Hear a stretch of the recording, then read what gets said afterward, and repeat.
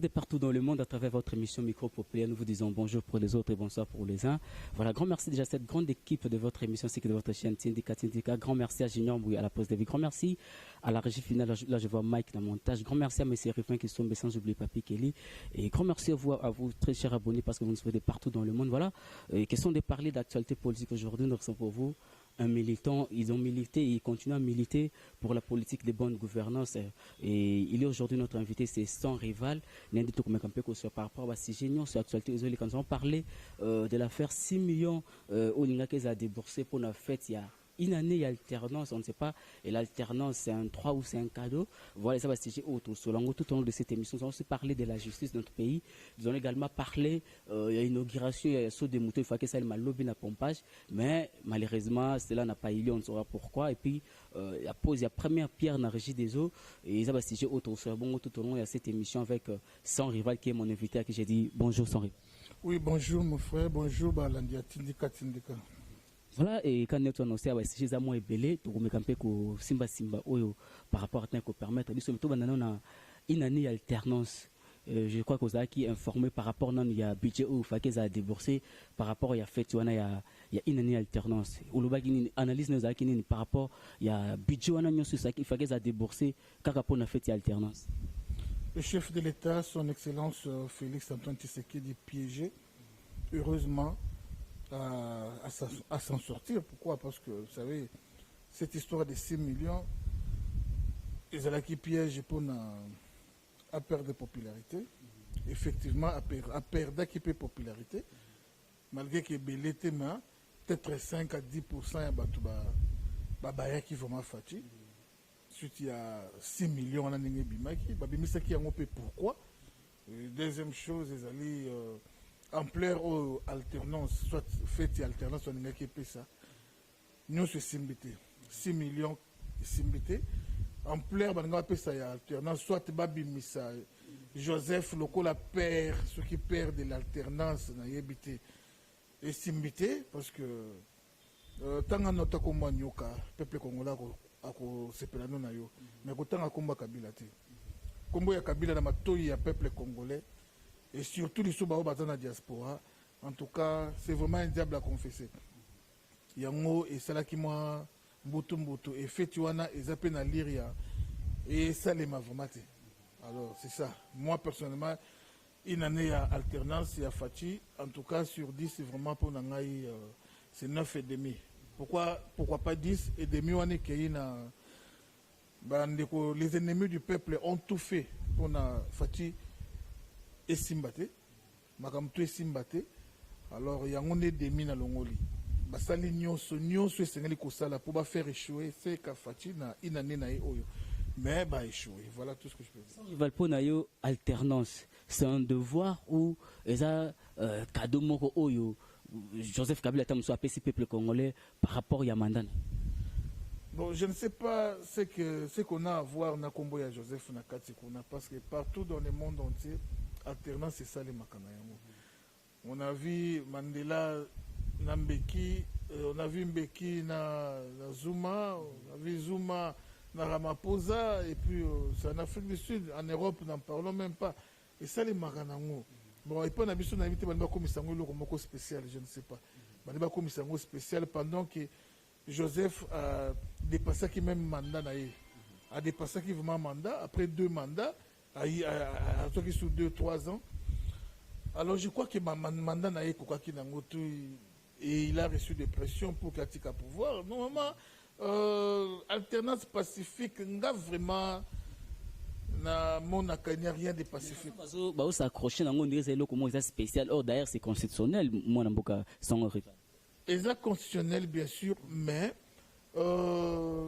ezali nazela ya kimiate ne Kabila tika qui pouvoir.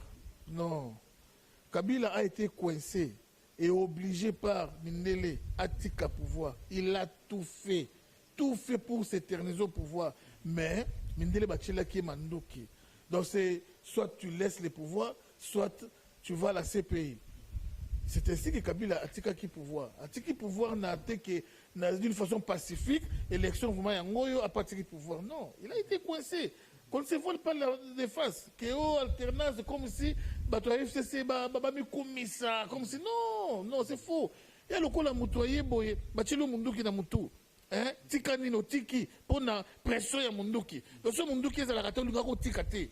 C'était ça, un point T, c'était ça. Alors pour moi, c'est donc qu'on ne parle même pas de cette histoire d'alternance pacifique, non. Kabila a été coincé, un peu intratique pouvoir. Il y a né mon Mobutu. Mobutu ba coincé yé munduki vraiment na mutu. Batinda Batu, Richardson Aya, États-Unis mandata mutu une fois, deux fois, trois fois, que Mobutu laisse le pouvoir. Mobutu a santé taki.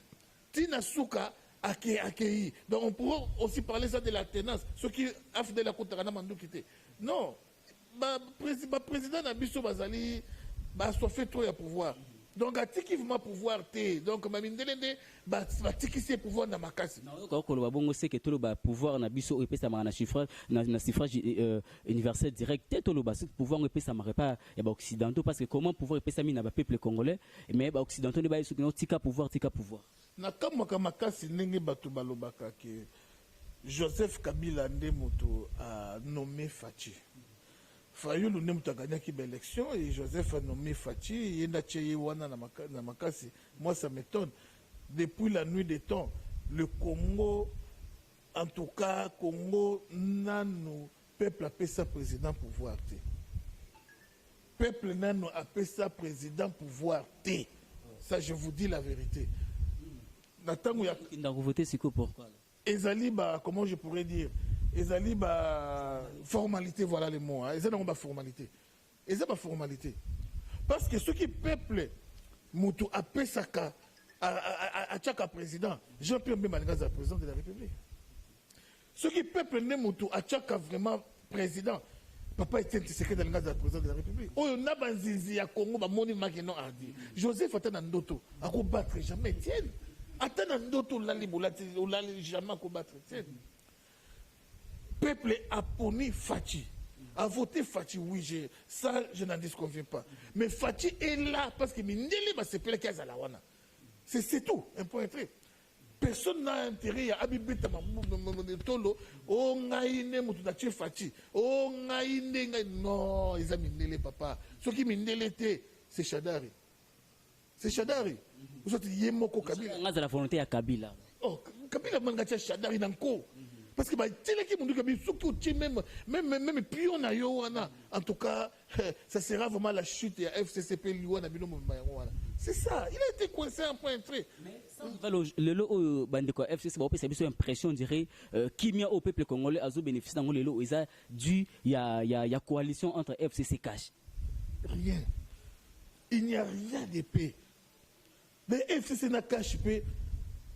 Pour votre information, il y a raté.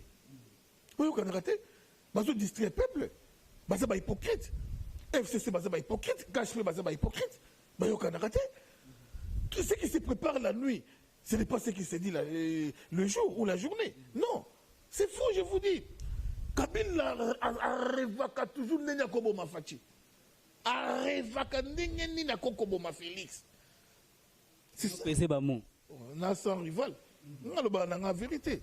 Donc, tous, au moins, une pression basée dans le 10 janvier, c'est l'élimination physique des Fachi. Ils ont tout fait. Naba crash avion, l'élément visé, c'était Baboma Félix. Il a été tenté. Vérité, nous souffrons le bayango. Non. Et puis, la provocation, nous sommes sali tout le temps. Naba béré rouge, naba tel balekaï, utiliser. Oh, il y a mon nez, wana la trop sale, wana ni José Somakila. Allo bae, ba utiliser ngoy kassanger, ba utiliser tel bo, ba provocation tout nous sona ezali pour créer trouble dans mboka. Tant que trouble rien dans mboka. Et même makamou sous investisseur ba yati, et même ba réalité mususu. Parce que na trouble wana jusqu'à présent, c'est l'FCC qui contrôle beaucoup de choses. Armée zabango, police zabango, Sénat bango, Parlement bango, tout bango. Alors, Balingi va créer trouble pour se justifier face à Minele. Face à Minele. Ça peine à 2023. Voilà, c'est ça. 2023, quand tu es bon, on va bouler 2023. On a pouvoir les lots. 2023, les habits, non. Moi, je vous dis 2023, les habits, non. Bon, bah, je vais vous dire, les autres, ils ont musique. Mais tout le monde a 40e bureau. 40e bureau, il faut que vous ah, mais non. Je vous dis. Alors, la complication, c'est la présidente Fatih, mais président Fatih, ah, mais ma na jemo ya kimia. Mais pourquoi on dit Marisque à Bongo sans rival? Mutu oyebi ki ngane to kanate en depuis makambo nyonso oyo lobamba ba kombo nyonso pe samara pona Kabila o pouvoir moko meurtrier oni o ba pouvoir moko illégitime lok mo bon mais lelo oyo bandimi quand même ko coaliser na bango mo te quelque part yemo pe à s'exposer ki na danger wana. O comme le temps sous passer à lukandenge na ko se retirer. Bon omoni masolo ndenge betama ngana zalate et belé bazalate. Alors mais c'est le monde de l'analyse, l'analyse de la FCC a Luka protection. FCC a tali Fayou, la monnaie Fayou, a pesé. Pas à la base. FCC a tali Memba, a monnaie Memba a trop litigé. Hein, n'a pas problème, n'a pas de problème, qu'on risque à venger. FCC a tali Katumbi, ennemi géré à Kabila, n'enge Amela Kabila, bon uranium. FCC a tali, n'a pas de base, n'a pas de c'est José et Nani Félix. Tika a cohabité na Félix, à Luka, ata parapluie. Et pas à Félix pour que la population avant jeté. C'était but ya coalition ya mwana. Alors Félix le kola alinga kosela batu mabiti. Alinga kosela ba problème vraiment boina batute. Ba profiter siko na mutema malamu na ye wana. Apesi bango mais bango bazuti na bras. C'est ça, ne makam toujours vivre yango.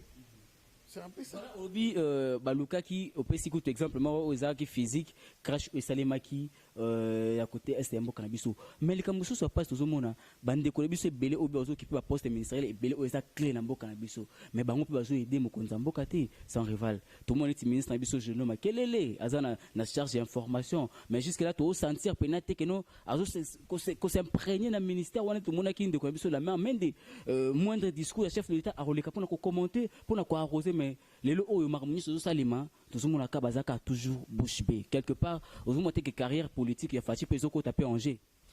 Fatih est en train de vivre le seul contre tous. Fatih a des ennemis. Ennemis Liban nda kuna ennemis na katanda. Liban nda kuna. Liban nda ku c'est FCC. Na katanda. C'est Vital Kamerhe. Moi je vous dis la vérité. Vital Kamerhe azalaki fini. Caméréon. Azalaki enterré. Avant Genève, qui pouvait parler de Vital Kamerhe? Personne.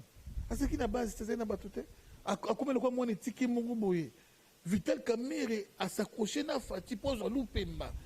Souvenez-vous de ma discours, bah ça là, il y a opposition dans la diaspora. Bah tu vas où on l'a caméléon, tout ça.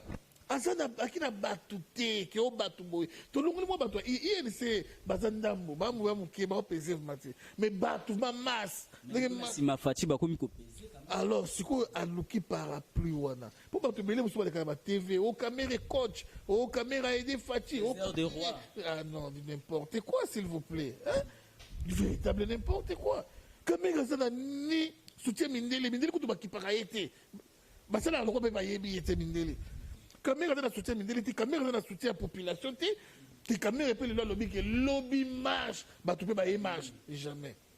Bon, sur base de quoi caméra a ça la Fatih, n'est pas benga yé maçon, Fatih béton, c'est-à-dire yé maçon dans ça la béton. Pourquoi des bêtises? Non le banana vérité, nana un caméra était dans un jaloux na être rival. Dans le banana vérité, un opportuniste tout fait. Et après ça, image, il y a un homme super intelligent. Et nous, on a le bango 1001 fois, c'est la œuvre. Il y a super intelligence, il y a Kamerhe. S'il faut parler de l'Ikoulia, Atika livre, on va te mêler livre, on a quoi le code de la route. On a quoi faire un reportage, Joseph Kabila, présidentiel et belé, peut-être. Kamerhe, faire un reportage, Joseph Kabila, présidentiel. Ah! Joseph Kabila na yebiso ki atachaki ngadiadia même mangwaou chargé ya bienvenue na ye ya mobilisation alinga na toneka pouvoir atachaki ntaba achi ntaba ye yo atachaka mais alinga toneka pouvoir oh non mais ça c'est faux tant que Joseph Kabila a passé la 2011 dans la caméra ne m'a pensé qu'il est pouvoir non tout est cabagé non les problèmes il y a il y a Jolino ezali que Kamere a lié à président CCC. Mais Batubeli va comprendre, à confisquer les médias, à lourder, pour que l'œuvre et le chef de l'État ils allaient étouffer. Donc, ils ont l'entraîneur à Lembongo, à Tchelibino Bafouter dans le terrain, pour Yébike, Bakopola. Massa Lembongo, pour l'équipe. C'est ce que Kamere a fait. C'est clair, c'est ce que Kamere a fait. Jolino très incompétent, je vous dis. Très incompétent. Na hauteur, na longueur, na largeur, profondeur et l'autre côté. Et quand vous parlez de Mende, Mende n'est pas le baobab parmi les ministres de l'information. Oh, il y a Congo, non. S'il faut parler de ministre de l'information à cause d'un modèle, tout le monde, ça combi. Peut-être que mon vivant époque, c'était un poids lourd, ça combi. Mende a ses spécialités dans le mensonge et autre chose. Donc, même s'il faut parler de Mendes, il faut défendre mon consinaïe. Normalement, je le fais à Stala Yangola peut-être. À cause de la destruction, papa, la réalité, je suis à Yebi. Au cours de la news, beaucoup de casse en faveur de Fati,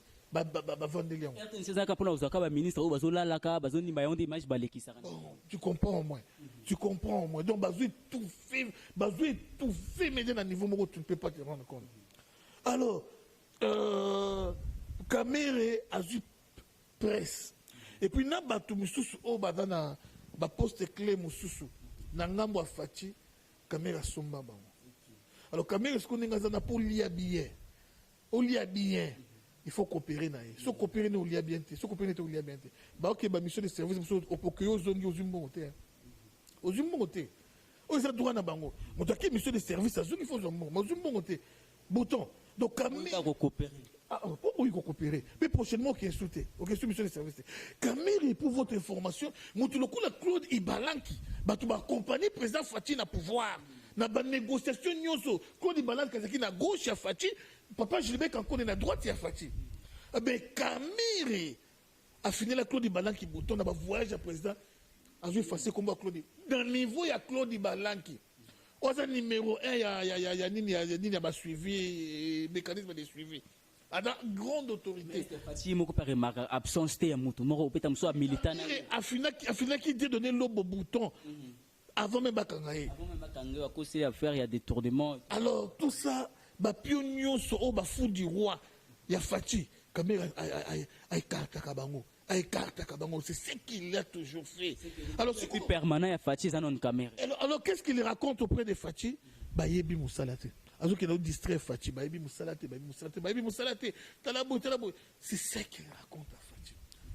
Mais, on a déstabilisé le président. Mais le président a grand, qui n'a pas cause de caméra, il est expliqué. Caméra, il est expliqué. Ah, le président est né et grandi dans la haute bourgeoisie.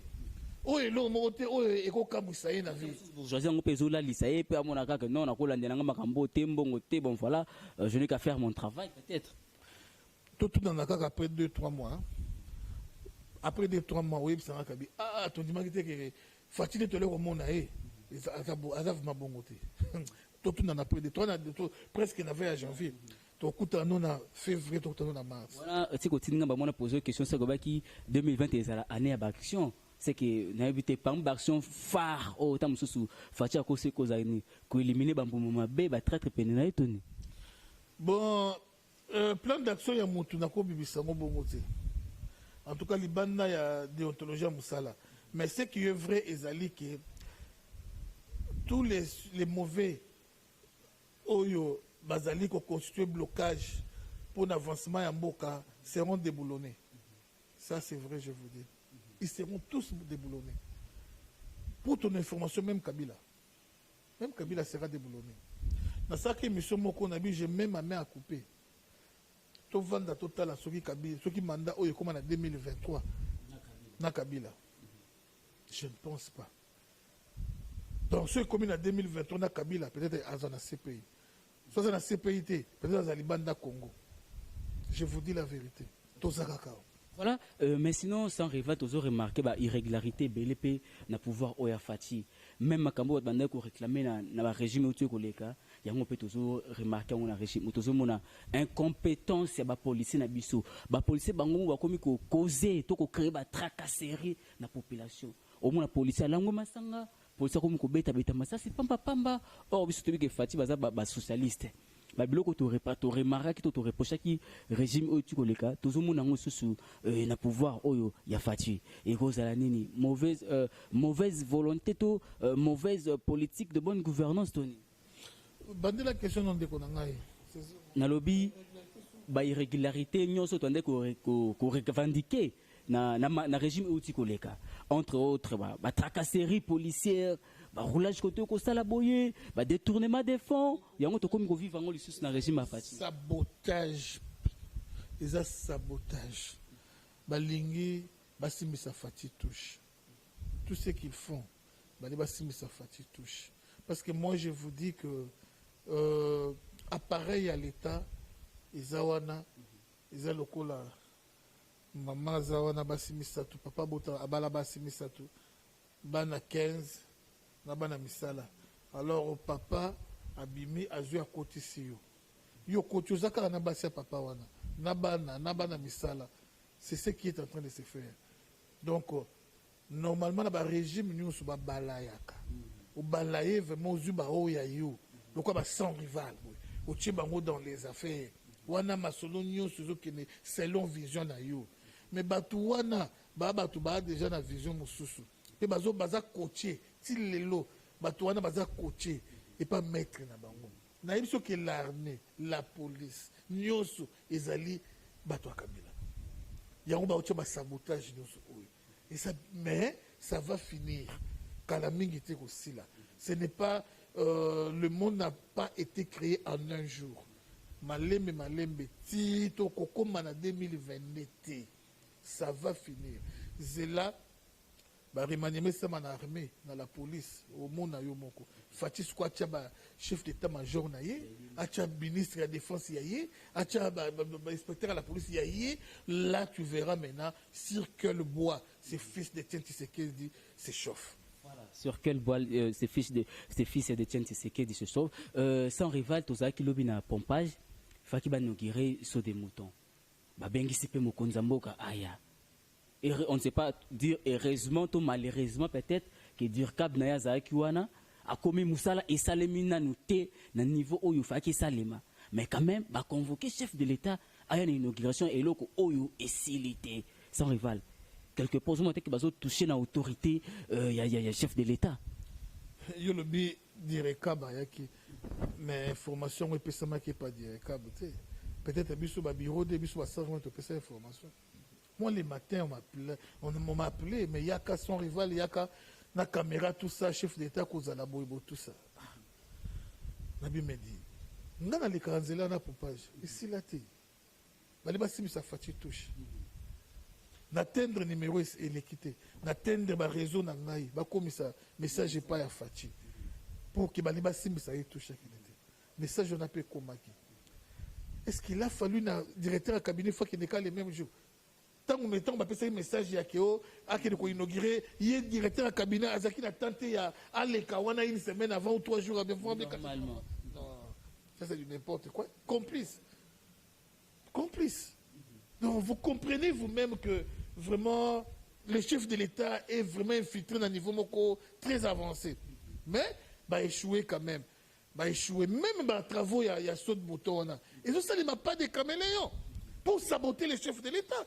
Et oui, aussi là depuis Kala.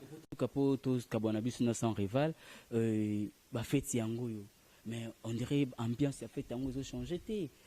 Il meurt y a batuzaka toujours nassé dollar komata, on ne sait pas. Le toujours déjà le 24 toujours le 24 décembre déjà ton profiter pour te présenter bah meilleur venabis na batno sur Hollande abison c'est net moment sans rival dollar 17. Peuple au petit peuple au ba vivre ndengene. Na retourne question Kabila tiré dollar na maman. 16 et quelques. Mais pendant une année, dollar on a 16 et quelques comme on a 17. Pendant une année. Il y a bien des dollars qu'on a bachit. Ah, mais quand on a 16, c'est 19. Une année, on a 16, c'est 20. Mais une année full, dollar on a 16 et demi. Vous avez 16 et demi. Tu as 17 caca. 16 et demi, 17. Mais non, on doit féliciter quand même cet homme.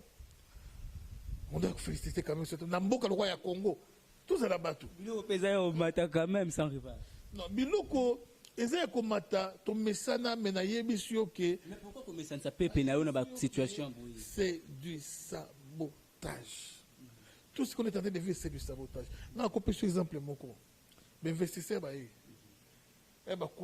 il faut akende na spécial na nini o bali ko se spécialiser na pêche. Ba qu'il pas ministre ya pêche. Donc ba komi kuna nani muto FCC. Oh non voilà boya lobby boya lobby na suka investisseur ba kangibi bisaka ba sanini bazongi. Plus de 5 investisseurs. Tu peux te rendre compte quel sabotage. Aïe pour na tel bon nani ministre lango muto FCC. Papa même ba to cash. Ministre cash. Na suka ministre ya cash et pas na yekuna bikamuna Gillette. Gillette quand le roi attend à Mobutu ko signature ya chef combien de pourcentage sur 100% nini 60%. Tu te rends compte, tu vois à quel niveau notre président est infiltré, à quel niveau notre président il vit le seul contre tous et nous sommes beaucoup sur la calomnie. Il faut balayer bangonioso après n'imbokezwa allure ya sika tout juger na deuxième année. On a deuxième année batu yasika, batu naye, c'est ça. Okay, voilà, en tout cas, merci beaucoup pour notre discours. Question Moïla Kinga.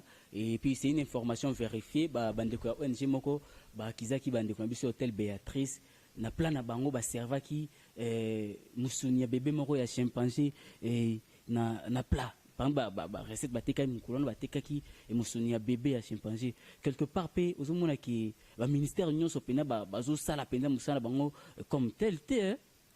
Bon, j'ai appris mais je n'ai pas vérifié mais naebi ki bande kwa Béatrice bazali basaka musala bango kitoko. Basaka musala bango kitoko mais quand aller na ba détail ya ba monaki bon moi personnellement naebi té mais avec le développement vitesse il y a mokili lelo oyo poni ba filma ki ngoti vous téléphone moi vous filmer kaka vous partager dans ma Facebook WhatsApp to mon niveau yango c'est ça je peux pas dire quelque chose on a vérifié té l'autre lelo oyo atangai na kile lié na pullman okile na pullman kana plabo au mona té lo moi mabe zo kaka téléphone au filmer au partager c'est fini un point mais poni ba sali ngoti non. Voilà un message d'abord na chef de l'État et puis un message na diaspora nyos au Borlanda.